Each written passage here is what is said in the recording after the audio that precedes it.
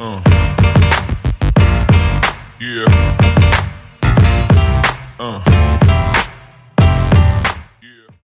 नमस्कार दोस्तों, weekly analysis के वीडियो में आपका स्वागत है।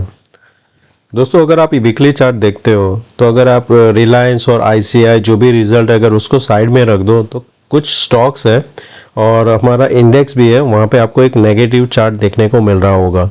अगर आप निफ्टी का यहाँ पे देख रहे हो तो ये जो हमारा 3 वाइट क्रो बना था उसके बाद में हमें एक बेरिश इंगल्फिंग कैंडल मिला है, वो बना हुआ है यहाँ पे वीकली चार्ट पे। ये हमारा था रेजिस्टेंस, अगर फिबोनाची आप लगाते हो ये टॉप से लेके यहाँ बॉटम तक, तो ये आपका 50% यहाँ पे फिबोनाची था जिसका था 17860, हमारा हाई था 17863। काफ़ी अच्छी सी जगह से हमने रिट्रेसमेंट लिया हुआ है। अभी हमारा क्या है कि ये जो न्यूज़ की वजह से और रिजल्ट की वजह से अगर हम यहाँ पे कहीं ओपन हो जाता है 700 के ऊपर तो क्या होगा कि ये जो यहाँ पे कैंडल बना है वो थोड़ा यहाँ पे इनवैलिड हो सकता है और एक यहाँ पे ग्रीन कैंडल बड़ा बन सकता है 18,000 तक का। और ये एक्टिवेट कब होगा कि ये जो हमारा लो है 17,550 के नीचे ये अगर सस्टेन करने लगता है, एक दिन भी क्लोज कर गया तो आप वहाँ पे इसको शॉर्ट करके जा सकते हो। तो फिर आपका टारगेट यहाँ पे 17,300 से लेके 17,000 हो सकता है, जिस हिसाब से हमारा यहाँ पे पैटर्न बना है। तो यहाँ पे एक और चीज़ भी आपको यहाँ पे क्या नोटिस करने को मिल रही है कि आपको एक हेड एंड शोल्डर भी पैटर्न देखने को मिल रहा है यहाँ पे। उस हिसाब से अगर हमें जिस हिसाब से ये कैंडल बना हुआ इसके नीचे अगर क्लोज करते तो आपको हेड एंड शोल्डर मिलता है जो जिसका टारगेट बनता है यहाँ पे 17,000। तो कल की ओपनिंग के बाद में हमें देखना है कि हमारा क्लोजिंग कहाँ पे होता है। अगर ये वापस नीचे की साइड क्लोज होता है तो हम इसको शॉर्ट करके जा सकते हैं। ऊपर की साइड यहाँ पे 17,710 के ऊपर क्लोज होता है तो आप यहाँ पे कॉल लेके जा सकते हो नेक्स्ट मंथ का, और उसमें आपका टारगेट होना चाहिए 17,900 से लेके 1800 तक का, सॉरी 18,000 का। और यहाँ पे सिमिलर हमें क्या देखने को मिला है कि बैंक निफ्टी भी अगर आप देखते हो तो इसने तो 50% रिट्रेसमेंट को क्रॉस कर दिया था, पर इसने भी क्या किया था कि ओपन इक्वल टू हाई करके यहाँ पे कंटिन्यू एक बैरिश कैंडल बना हुआ है। पर कंपेयर टू निफ्टी के ये अभी भी इतना बैरिश नहीं है जितना हमें देखने को मिल रहा है, क्योंकि अगर आप देखोगे ये लेवल एक सपोर्ट का काम कर रहा है जो है 960 के आसपास। उसके बाद में जो आ रहा है यहाँ पे 41,570 है।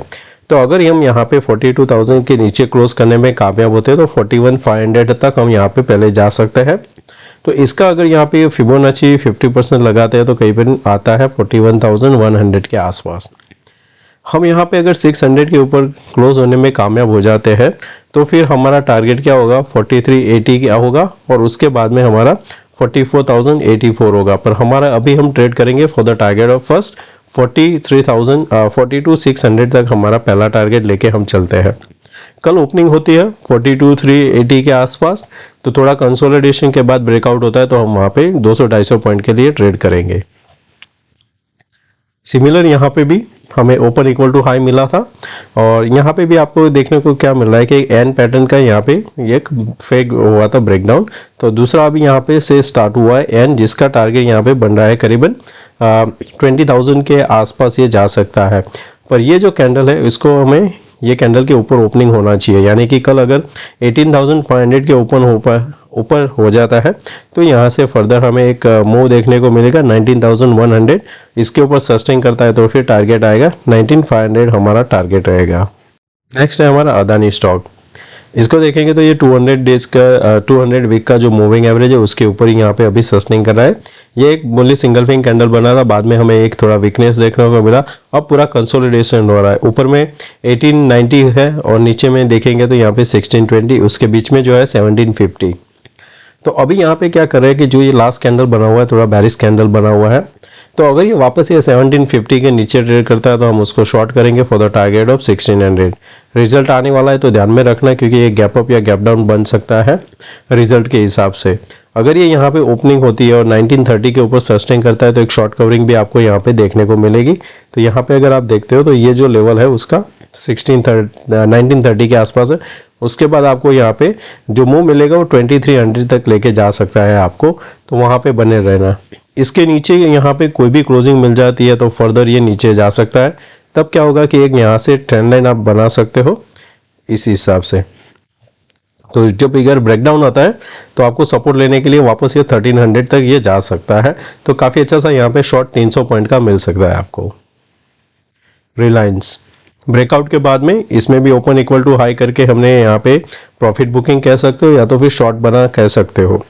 इसका ओपनिंग यहाँ पे ओपन होना जरूरी है 2372 के ऊपर। तो यहाँ पे एक शॉर्ट कवरिंग फर्दर आपको 24 के आसपास लेके जा सकती है। इसमें शॉर्ट तभी करना है जब ये कैंडल के नीचे हम सस्टेन करते हैं 2308 के नीचे, तो वह वापस यहाँ पे 200 डेज मूविंग एवरेज तक जा सकते हैं। आईसीआई बैंक एक राउंडिंग टॉप बना रहा है यहाँ पे। ये जो कैंडल है बेरिश कैंडल है, अगर हम इसके नीचे सस्टेन करते हैं 875 तो फिर हमें इसमें लॉन्ग में नहीं रहना है, फिर हमारा टारगेट वापस 800 आ सकता है। 910 से लेकर 920 के आस बीच में कहीं पे भी ओपन होता है तो ये बुलिश होगा, क्योंकि यहाँ पे जिन्होंने शॉर्ट किया है वो ट्रैप होगा, वो आपको वापस लेके जाएगा 954 तक। एसबीआई 50% के जो फिबोनाची है उसको यहाँ पे इसने क्रॉस करके सस्टेन किया हुआ है। तो अभी ये बुलिश है जब तक ये यहाँ पे 524 को होल्ड कर रहा है। जब तक ये होल्ड कर रहा है आप उसको बाय ऑन डिप कर सकते हो। आपको यहाँ पे फर्दर शॉर्ट कवरिंग तब देखने को मिलेगी जब ये 548 के ऊपर सस्टेन करेगा। इन्फी रिजल्ट के बाद में काफ़ी अच्छा सा पीटा हुआ है। नीचे में अभी देखेंगे तो वीकली में एक हैमर कैंडल भी देखने को मिला हुआ है। तो इसमें अगर हमें लॉन्ग करना है तो क्या ध्यान में रखना है कि इसको सस्टेन करना पड़ेगा 1254 के ऊपर। 1254 के ऊपर सस्टेन करता है तो फिर ये 1270 से लेके 1300 तक ये जा सकता है। इसमें फर्दर गिरावट कब आएगी? जब ये वापस अभी का जो लो है उसको ब्रेक करेगा। टीसीएस सपोर्ट के पास फिबोनाची 38% से इसने एक हैमर बना के सपोर्ट लिया हुआ है। दूसरी चीज़ यहाँ पे क्या देखने को मिल रही है कि यहाँ पे हाई भी हायर बन रहा है, लो इसका हायर बन रहा है। तो एक पॉसिबिलिटी है यहाँ से अगर सपोर्ट ले लिया तो डब्ल्यू पैटर्न बनेगा जिसका टारगेट आ सकता है यहाँ पे 3600। मारुति 38 एंड 50% के बीच में इसने दो सपोर्ट लिया, डब्ल्यू पैटर्न बन रहा है। इसका अगर ये लेवल के ऊपर सस्टेन कर गया 8990 के ऊपर, आपको यहाँ पे वापस 9800 तक जाता हुआ दिखेगा। HDFC रिजल्ट के बाद इसमें भी प्रॉफिट बुकिंग आया हुआ है।